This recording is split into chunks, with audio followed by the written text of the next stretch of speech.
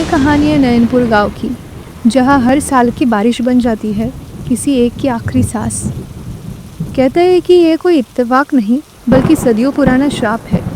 क्या सच में बारिश मौत लाती है या ये किसी गहरे राज की परछाई है? विजय अपने परिवार के साथ पहली बार शहर से गांव आया था, नैनपुर गांव, जहाँ शांत वातावरण था लेकिन लोगों की आंखों में एक अजीब सा डर था। माँ, यहाँ पे सब कुछ कितना शांत और सुंदर है। हाँ बेटा, लेकिन रास्ते में गांव वाले की बातें सुनकर मन थोड़ा घबरा गया। देख लो चाचा, फिर वही दिन आ गया, पहली बारिश। हाँ बेटा, पहली बारिश तो बस आने ही वाली है।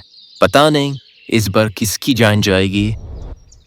क्या माँ, आप भी या गांव वाले हर साल पहली बारिश को लेकर ऐसी बातें करते होंगे? पर बेटा, उन्होंने कहा कि हर साल पहली बारिश के दिन कोई ना कोई मर जाता है। अरे माँ, 2025 में कौन इन श्राप वाप की बातों पर विश्वास करता है? ये सब पुरानी डरावनी कहानियां हैं। लेकिन गांव की हवा में छुपे डर को ना तो विज्ञान समझ पाया और ना ही शहर से आए परिवार। शाम होते होते आसमान काले बादलों से ढक गया। जैसे ही पहली बूंद जमीन से टकराई, नैनपुर की हवाओं में फिर से वही डर तैरने लगा। माँ, मुझे बहुत ठंड लग रही है और बहुत अजीब भी लग रहा है। माँ बेटा, तेरा बदन तो तप रहा है, इसे तो बहुत तेज बुखार है। और तभी अचानक निधि बेहोश हो जाती है। हे भगवान, ये वही बात तो नहीं?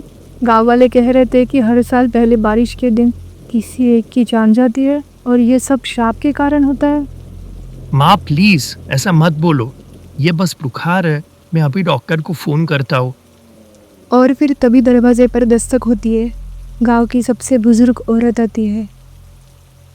फोन वोन से कुछ नहीं होगा बेटा, अगर बच्ची को बचाना है तो बारिश रुकने से पहले श्रापित कुएं से जल लाकर मंदिर में चढ़ाओ, यही एक रास्ता है बेटा। आप ये क्या कह रही है? क्या ये सच है? गांव में आज तक कोई पहले बारिश की श्राप को टाल नहीं पाया। हर साल कोई ना कोई इस बारिश में जाता है, लेकिन कोई अपनी जान जोखिम में डालकर उस कुएं से जल लाकर मंदिर में चढ़ाए तो श्राप से बचा जा सकता है। ये सब बकवास है माँ, आज के ज़माने में ये कैसी बात है? पर जब अपनों की सांस अटक रही हो तब बकवास और सच्चाई के बीच की लकीर धुंधली हो जाती है। अब विजय के पास दो ही रास्ते थे, या तो इन बातों को नकार दे या बहन की जान बचाने के लिए घर से लड़े। लेकिन ये सब शुरू कहाँ से हुआ था? इस श्राप की शुरुआत कहाँ से हुई थी? दरअसल करीब 50 साल पहले की बात है। नैनपुर एक राजा के अधीन था। उस रात भी बारिश ऐसे ही गरज रही थी। तब एक महिला मदद की उम्मीद लेकर महल के दरवाजे तक पहुंची। राजा जी, एक रात की पनाह चाहिए, बच्चा बीमार है, बारिश में मर जाएगा। मंत्री, ये क्या हो रहा है? ये औरत यहाँ पे क्या कर रही है? महल के कोई धर्मशाला है जो इसे यहाँ पे पनाह दे दे? इसे जल्द से जल्द यहाँ से बाहर निकालो।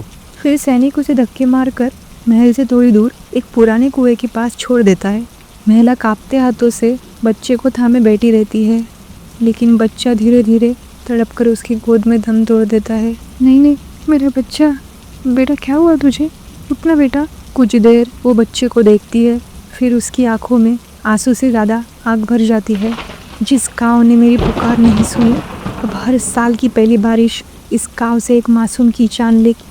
जब तक कोई अपनी जान की बाजी लगाकर मेरा अपमान इस कुएं के जल से धो ना दे। उसके शब्द गूंजते हैं, आसमान और भी गरजता है, बारिश और भी तेज़ हो जाती है।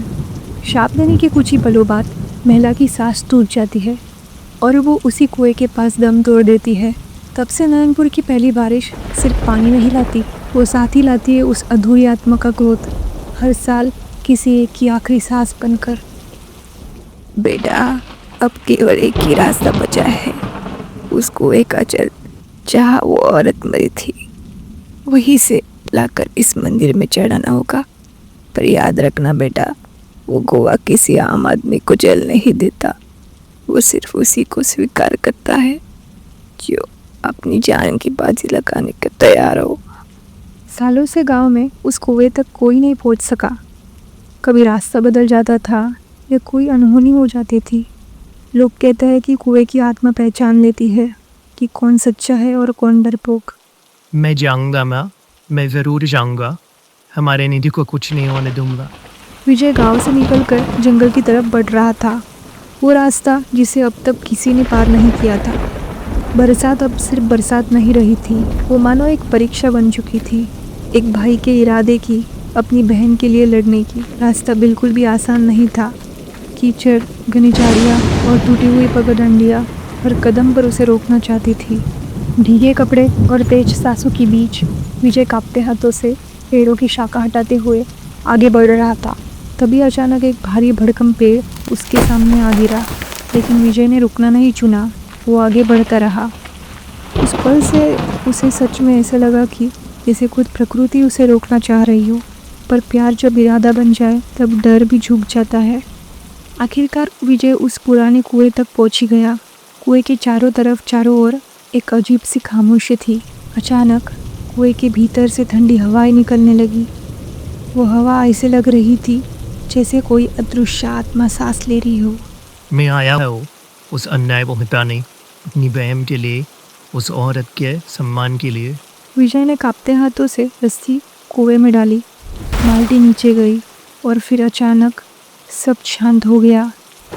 कुछ ही पल बाद बिना किसी के सहारे के वो बाल्टी खुद ब खुद ऊपर आने लगी। विजय हैरान होकर उसे देखता रहा।